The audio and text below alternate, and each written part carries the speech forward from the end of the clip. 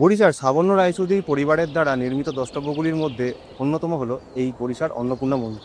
আজকের পর্বে আমরা শুনবো এর ইতিহাস।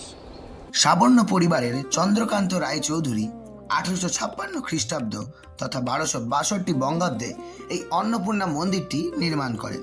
কলকাতায় অবস্থিত গুটি কয়েক অন্নপূর্ণা মন্দিরের মধ্যে এটি সবচেয়ে প্রাচীনতম।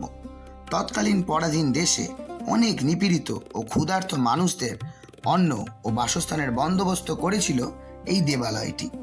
1878 সালের একটি নথি থেকে জানা যায়, সেই সময় এই সকল মানবিক কাজের খরচের বিপরীতে মা অন্নপূর্ণার দেবোত্তর সম্পত্তির বার্ষিক আয় ছিল প্রায় 3000 টাকা।